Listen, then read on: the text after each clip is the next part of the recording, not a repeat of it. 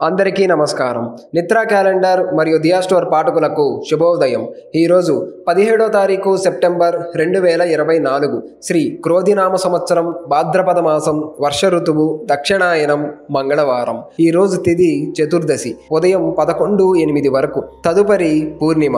ఈరోజు నక్షత్రం శతవిషం పగలు 2:40 వరకు. తదుపరి పూర్వాభాద్ర.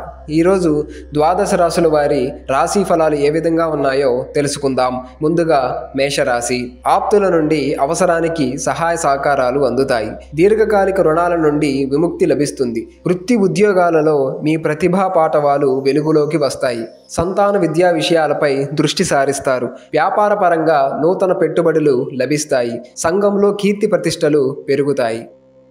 తదుపరి వృషభ రాశి.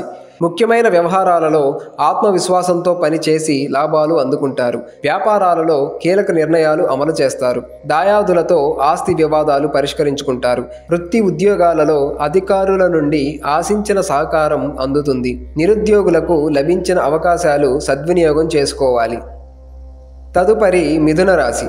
రుణ ఒత్తిడి అధికమై మానసిక శిరోబాధలు తప్పవు. దూర ప్రయాణాలు వాయిదా వేయటం మంచిది. దైవసేవా కార్యక్రమాలలో విశేషంగా పాల్గొంటారు. సంతాన విషయమై ఊహించని విషయాలు తెలుస్తాయి. స్థిరాస్తి ఒప్పందాలు కష్టం మీద పూర్తవుతాయి. వృత్తి ఉద్యోగాలలో గందరగోళ పరిస్థితులు ఉంటాయి.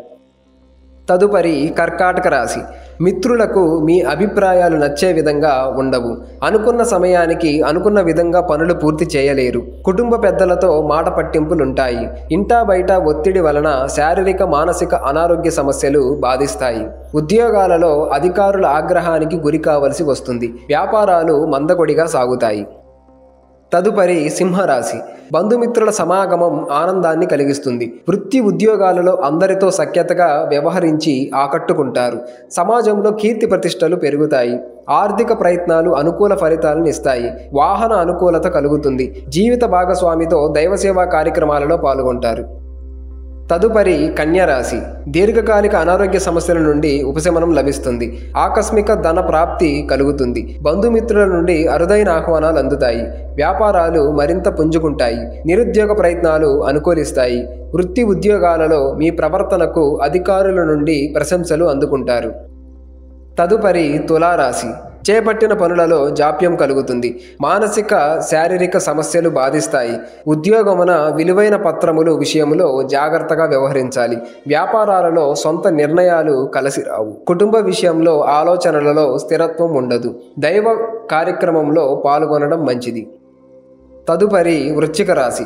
చేపట్టిన పనులలో జాప్యం కలుగుతుంది. నూతన వాహన కొనుగోలు ప్రయత్నాలు మందకొడిగా సాగుతాయి. బంధుమిత్రులతో అకారణ వివాదాలు కలుగుతాయి. కుటుంబ పెద్దల ఆరోగ్య విషయంలో మరింత అప్రమత్తంగా వ్యవహరించాలి. అవసరానికి చేతిలో డబ్బు నిల్వ ఉండదు. వృత్తి వ్యాపారాలు అంతంత మాత్రంగా సాగుతాయి.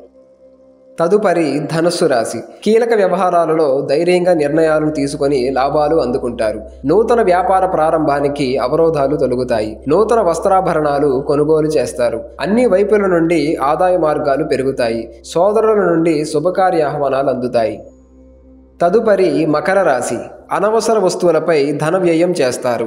సమయానికి నిద్రాహారాలు ఉండవు. నేత్ర సంబంధిత అనారోగ్య సమస్యలు బాధిస్తాయి. ఆర్థిక పరిస్థితి అనుకూలంగా ఉంటుంది. ఇతరుల నుండి విమర్శలు ఎదురవుతాయి. ఉద్యోగాలలో నిరుత్సాహ వాతావరణం ఉంటుంది. ఆప్తులతో మాట పట్టింపులు కలుగుతాయి.